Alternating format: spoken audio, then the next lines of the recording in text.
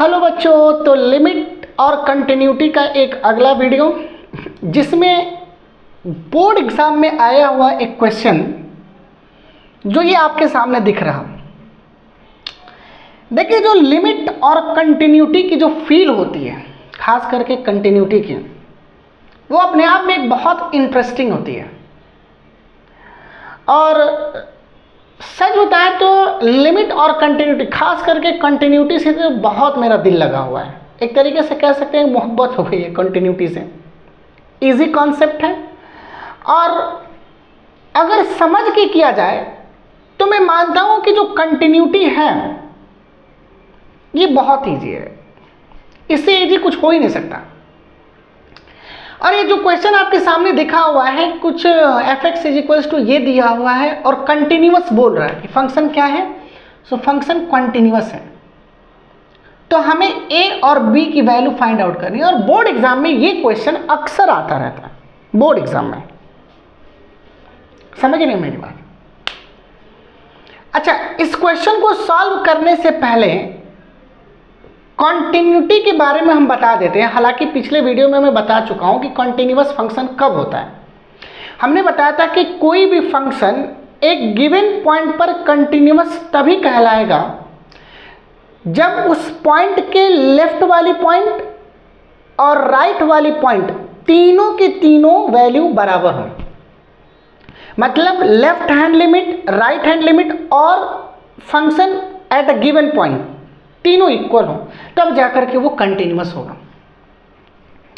और कुछ basic rules होते हैं, जैसे जो पॉलिनोमियल होता है वो कंटिन्यूअस होता है, कांस्टेंट फंक्शन भी कंटिन्यूअस होता है, ट्रिग्नोमेट्री आप पढ़ते हैं, साइन कॉस ये भी कंटिन्यूअस होता है हर एक वैल्यू पर, हर एक एंगल पे।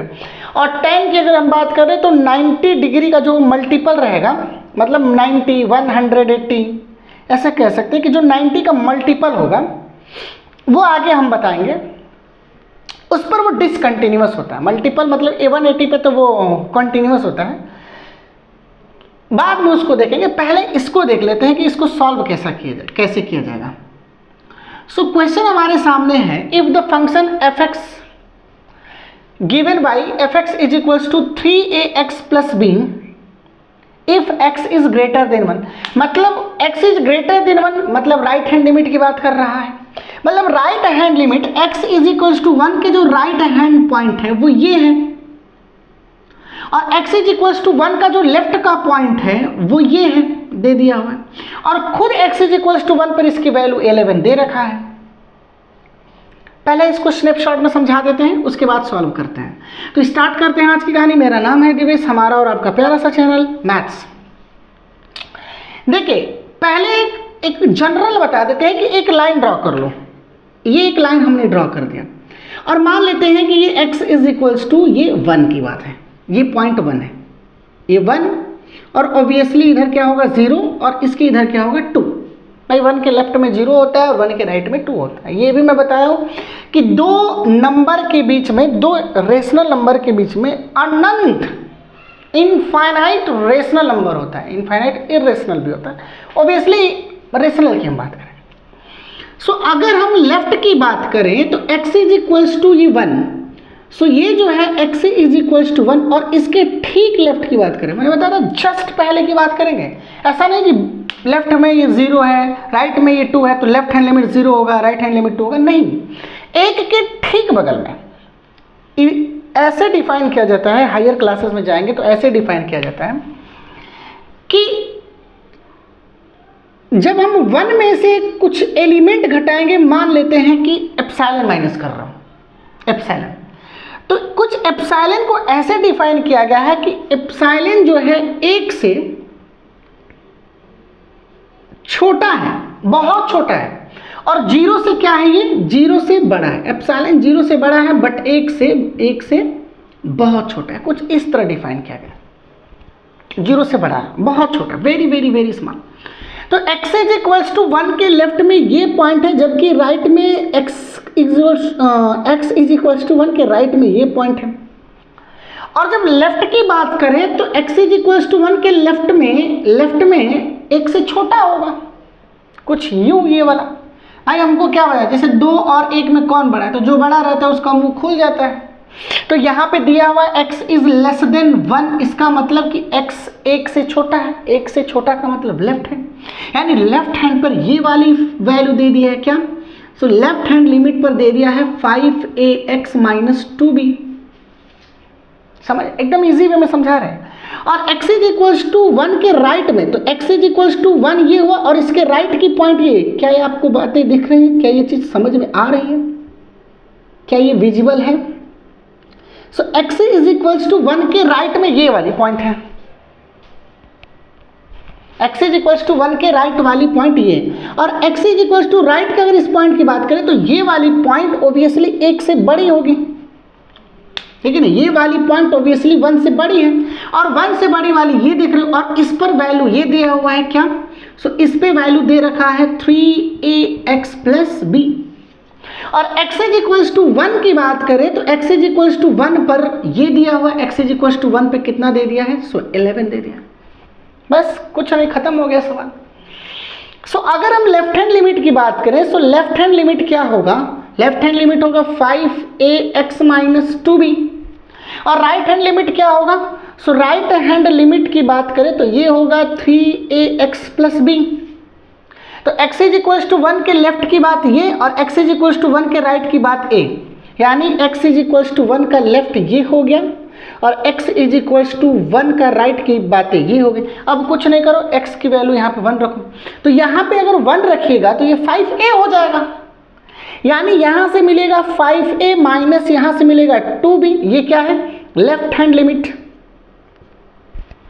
और x इज इक्वल्स टू 1 यहाँ पे रखिएगा तो क्या मिल जाएगा, राइट हैंड लिमिट कितना 1 रखिए, तो 3a इंटू 1 कितना होगा, 3a plus b।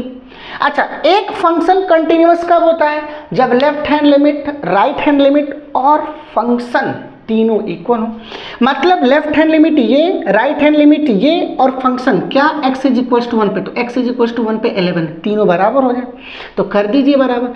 So 5a minus 2b is equals to 11 and 3a plus b is equals to 11। अब इसको सॉल्व कर दीजिए, रिजल्ट आ जाएगा। देखिए कैसे सॉल्व करेंगे, यहाँ पे b का कोएफिशिएंट 2 है तो इसमें 2 से मल्टीप्लाई करो, तो 2 से मल्टीप्लाई अगर इसको कर दोगे तो 2 3 जा 6, और 2 का b में करोगे तो 2b, एंड 11 2 से कितना होगा 22 इधर उठा दो, सो ये होगा 6a plus 2b is equals to 22। तो इसको सॉल्व कर दो, तो ऐड करोगे तो 2b से 2b कैंसिल, 6 और 5 मिलके होगा 11, और 22 और 11 मिलकर होगा 33, कटेगा 3 बार में से, तो a की वैल्यू कितनी हो जाएगी 3। अब a की वैल्यू 3 कहीं रख दो, चाहे इसमें चाहे इसमें रख दो, यहाँ पे a की वैल्यू 3, सो 3 रखिएगा a की वैल्यू, तो 5 into 3 minus 2b is equals to 11, so 5 3 जा 15, और उधर जाएगा तो minus 2b is equals to 11 minus 15, 5 3 जा 15 बराबर के उधर जाएगा तो माइनस, सो ये होगा minus 2b is equals to minus 4, so b is equals to minus 4 upon minus 2, so b is equals to 2 2 जा 4, सो 2। तो a की वैल्यू यहाँ पे कितनी आ गई 3, और b की वैल्यू कितनी आ गई 2, तो यही हो जाएगा हमारा करेक्ट आंसर। देखिए इंटरेस्टेड सा, बोर्ड एग्जाम में अक्सर हम कहते हैं कि हर 1 साल के बाद ऑल्टरनेट कर करके ये क्वेश्चन आ जाता है, या तो एग्जैक्ट यही है या इसी पे डिटरमाइन कुछ और दे देगा। तो कंटिन्यूटी का फील क्या होता है ये समझना बहुत ज़रूरी है, तब जा कर के कंटिन्यूस एकदम। देखिए एक चीज़ बताते हैं, बच्चे कंटिन्यूस का सवाल लगा लेते हैं, लेकिन जो कंटिन्यूस का कॉन्सेप्ट है, क्या कहना चाहता है, उनको नहीं मालूम है।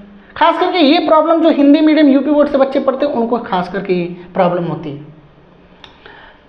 तो एक बार देख लीजिए, वीडियो को पॉज करके अच्छे से समझना कि left hand limit, right hand limit और फंक्शन क्या होती है, तब जा करके सवाल को सॉल्व करना। सो इसी तरह सवाल जो आपकी किताब में दिए हुए सॉल्व करते रहिए। फिर हम मिलेंगे एक अगले वीडियो में कुछ पॉइंट्स, कुछ टॉपिक्स के साथ, कुछ न्यूमेरिकल्स के साथ, कुछ IIT में आए हुए न्यूमेरिकल्स के साथ डील करेंगे।